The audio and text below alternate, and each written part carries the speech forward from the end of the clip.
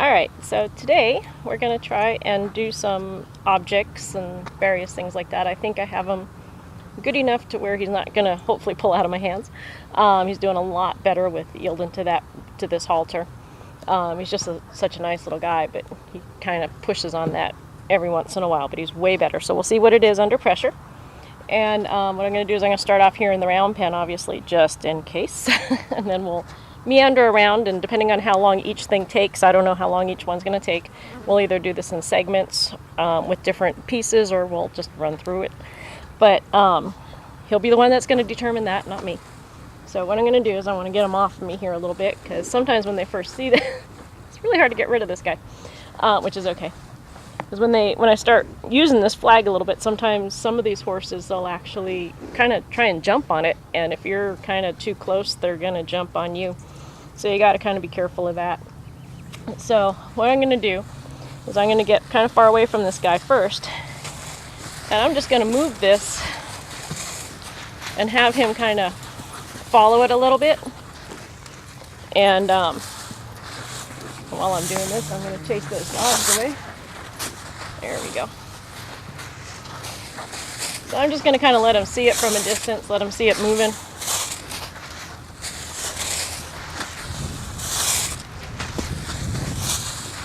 Kind of get this going.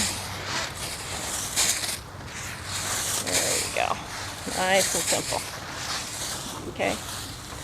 Now, I'm going to actually take it overhead. I'm not going to put it right underneath his chin to start. If I do that, he gets kind of scared of that. He's just going to climb right up this rope and land on me, and that won't be a lot of fun. He's quite a bit bigger than me. So I'm just going to kind of move this, and I want to start getting him to kind of come towards it a little bit and not just run away from it. So I'm just going to give him little bumps here. There we go. And he's probably going to lose a little bit of weight here. And he's going to have to kind of walk through this a little bit. But I don't take too much time pussyfooting around with this. Pretty soon I'll start getting a little bit more assertive with him, as soon as I realize he's not going to be too bad about it. And what I'm going to start doing is actually start moving him with this flag instead of just having him look at it. And he's actually not too bad right there.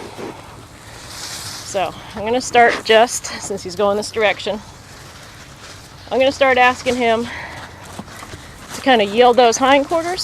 Same stuff I've been kind of doing on the ground a little bit. And just move this flag around. And then from a distance, I'm going to ask him to change sides. He's going to be a little bit worried about that, and I got to keep him far enough away from me, because he does, or did, he hasn't in a while, but he does tend to kind of kick out a little bit. So I got to stay past that kicking zone. And I'm just going to move those hindquarters and get him to yield this. There we go.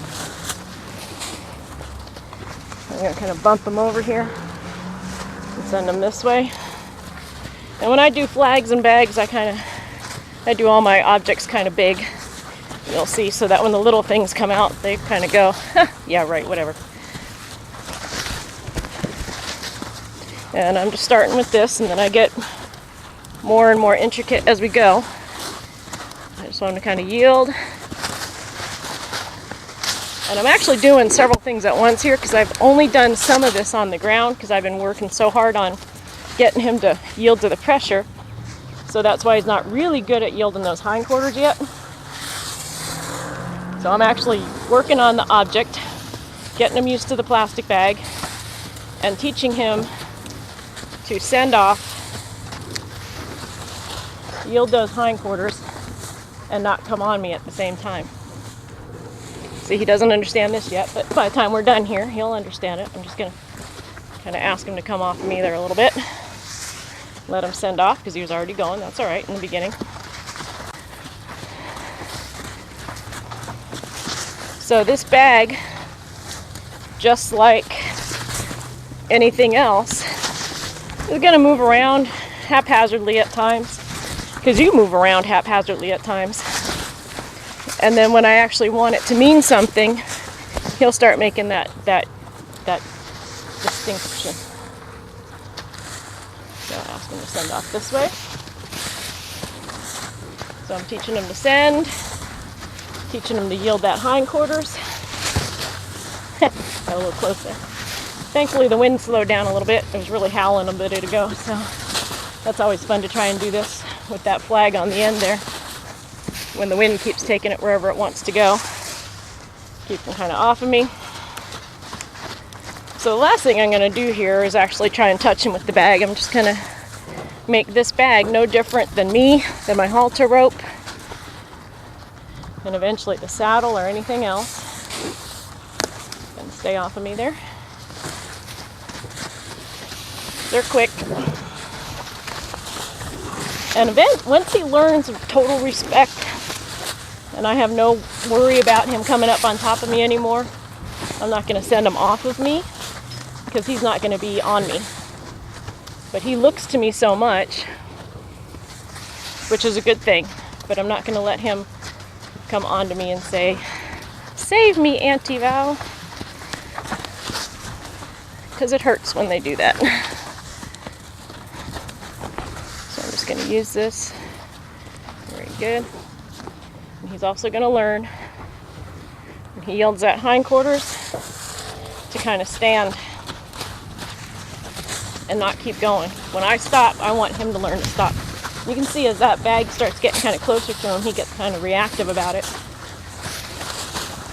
There we go. Not on me. You stay there. Nope, not forward, back. Forward, back. So eventually, I want him that when I wiggle this rope, he goes backwards, or when I throw slack at him or anything, I want him to go away. Because who knows, might need it someday. In fact, almost always we need it. They might use him as a cow horse or something someday. But even just ask him to kind of back off a little bit. It's really helpful. So you can see he's kind of starting to go around. He's getting better about it. I'll go to him here.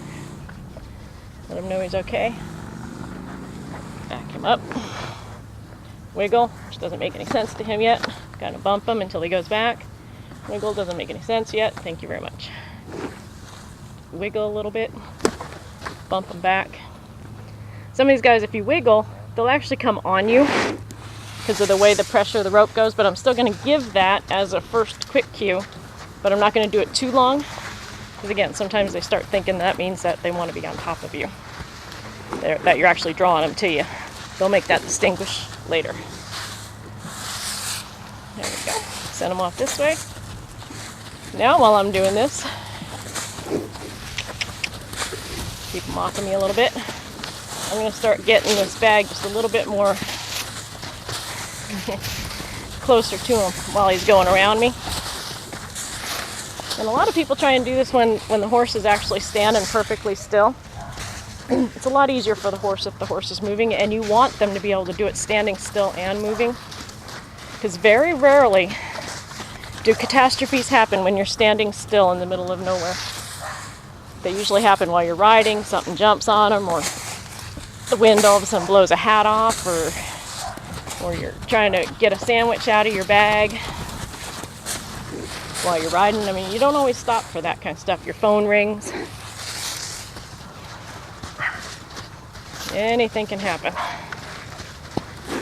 So they'll sometimes stand there and kind of deal with it and freeze, and people think the horse is all right with it. But you got to wait until the horse is actually moving freely and softly, and not just standing there frozen like a statue going, well, I'm going to die anyway, so I might as well just stand here. So that's why you want to get these horses actually moving while you're doing this. And I won't let him face me like that. When I go to touch him, I don't want to be right in front of him. I want to kind of be off to the side a little bit and just have it touch him there on the flank, and then I'll yield him. I don't think about that, but I still won't let him walk into me. There we go.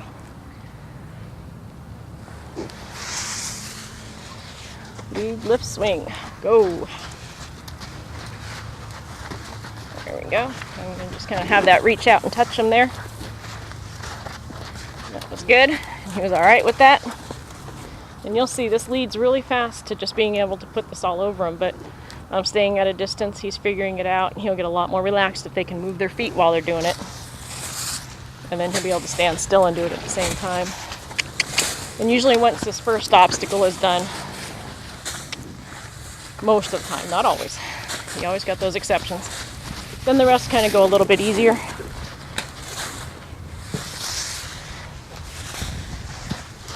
So I'm going to sit here. Now I'm going to take this and I'm just going to touch him again while he's going around. He's doing a lot better at, and I know I'm kind of drifting with him here a little bit, but he's doing a lot better on not pulling on me too hard. I want to take a step back. There we go, just because I asked it. Lead him off. I'm starting to follow that feel, and I'll back it up for a while. And I want to be able to go on this side. Use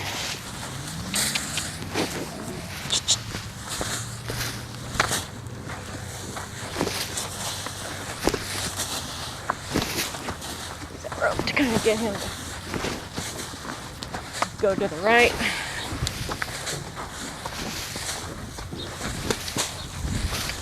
There we go.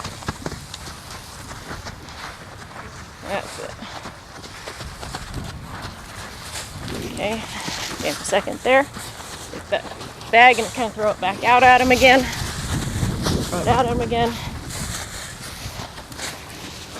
One of our horses dug a little bit of a hole there in the middle of the round pen. I still got to clean that in there, but I want him to stand there, and then I'll go to him. And I'll back up.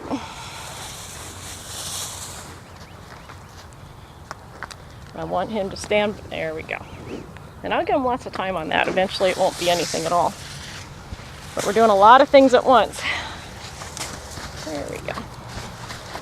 Now I'm going to start getting this so that it actually starts climbing over the top of them.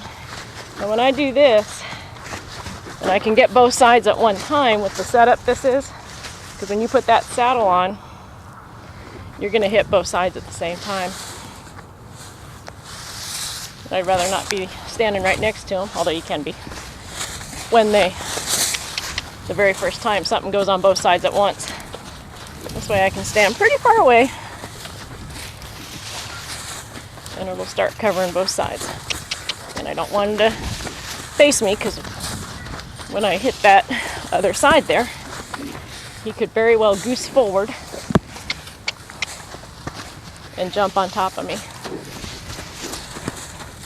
There we go. And have him follow in there. See, let me touch him there. And he's still following this, so he's getting braver about it. Every time he walks into it, he gets braver about it. I want him to back up because I asked him. There we go. Good. Send him off. Touch his butt, over the other side, release. Send him. Touch his butt, over his back, touch his leg, touch his shoulder, over his back, oops, almost over his back, and off. There. Wait till it yields there, and I'll say thank you very much.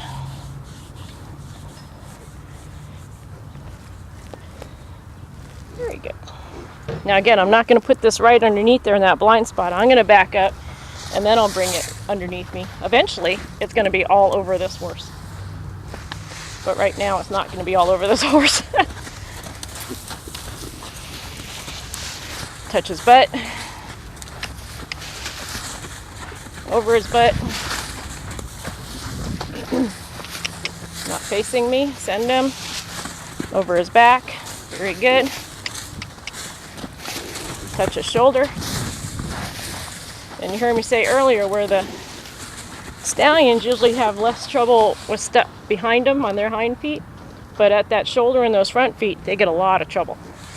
And and that's again a generalized, not a rule. And I can see already as things kind of come up there, he's a little bit more worried about them than back here. And that's all right. There we go. So it's going to go over the top. I'm going to leave it there a second, and then I'm going to take it off. It's going to go over the top. The breeze is catching it. Throw it over the top, let it there a second, pull it off, take off all the pressure, tell him thank you very much, and give him a good pet. Very good. My daughter's making weird noises behind the camera there. We've already had a 12-hour day in this 100-degree heat, and I think she's spent. But that's okay. Can't imagine why 12 hours out in the heat would bother anybody. But at least I fed her dinner before we did this, mostly to let the air cool off a little bit because this guy's still kind of young, and when you do this kind of emotional work, they get really sweaty to start.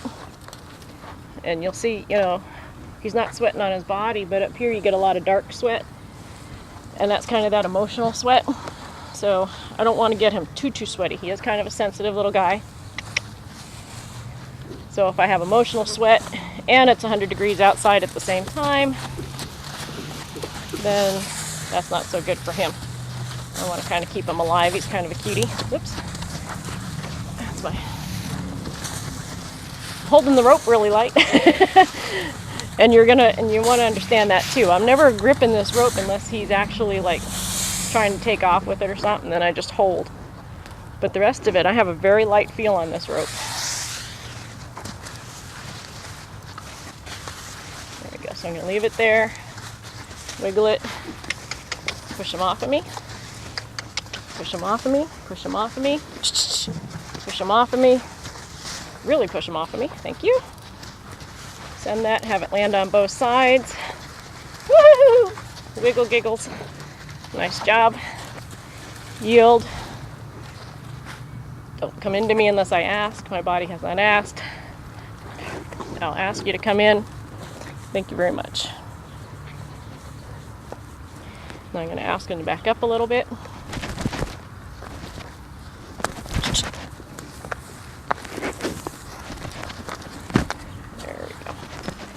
So when you go to wiggling this rope, sometimes if you're really close and you wiggle this really hard, this end will come back and flip you in the face. Trust me.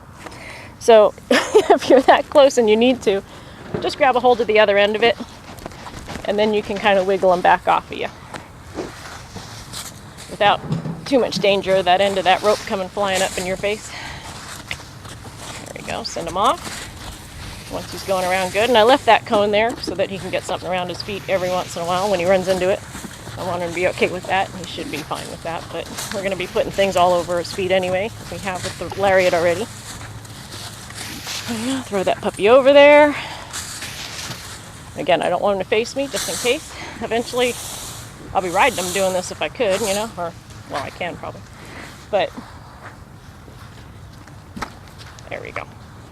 Just I stopped, he kept coming, so I backed him off. He has to understand he can't come in unless I ask him. Throw that over there, drape it off. Throw that over there, drape it off. And see, sometimes I'm aiming towards the butt there a little bit. Sometimes I aim kind of towards the middle there a little bit. Sometimes I aim so it comes over on its shoulder right on that spot. And again, some of these horses get really touchy, so make sure you're at a spot where if they do jump, they don't jump on top of you. There we go. See if you'll follow that feel. Nice job. Thank you very much. Throw that over and back. Come on, sweetheart. You can't face me yet.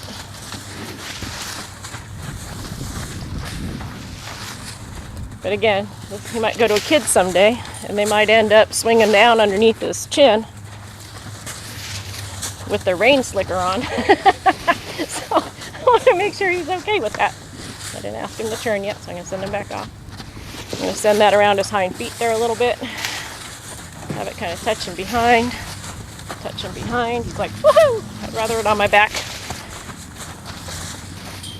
That's all right. Touch his legs. Touch his legs.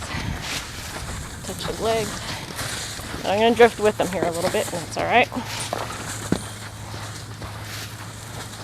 Again, I want these hind legs good because he did used to kick out quite a little bit.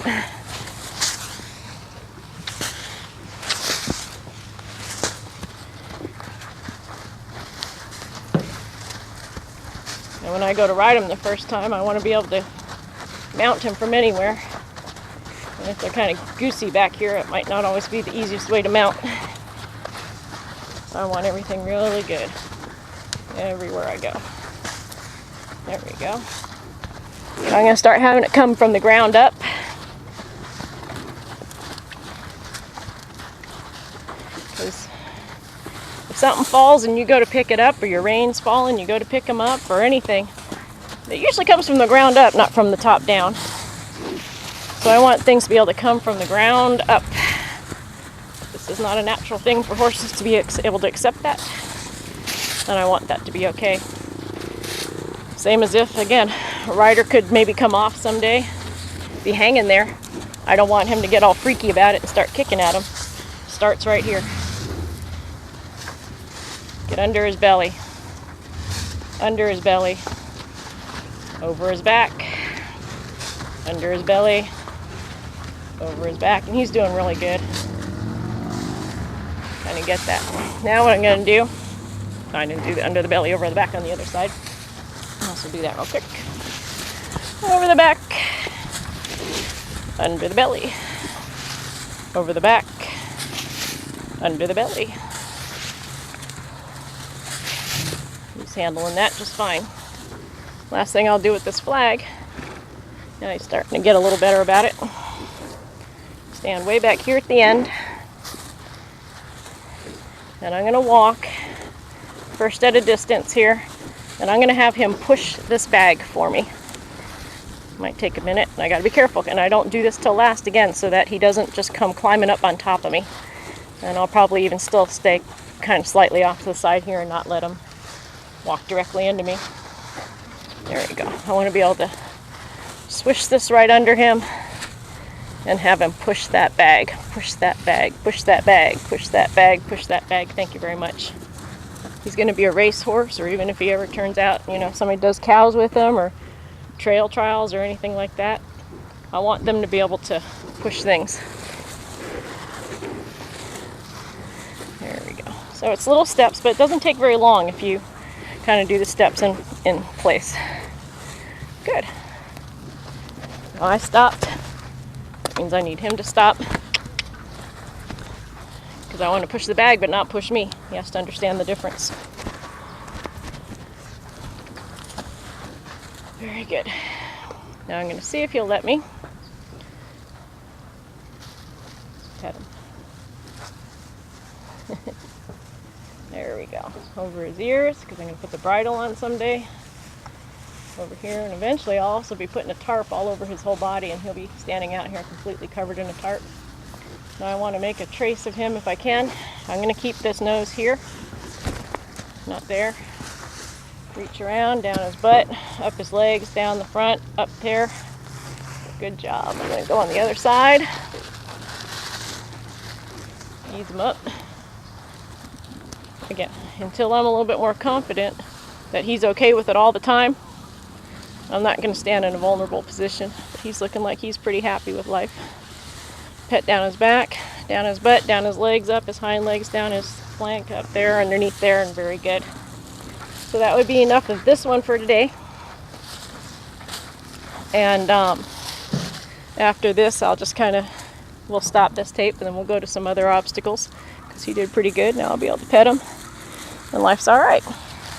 So thank you very much, and we'll do the next one in a minute.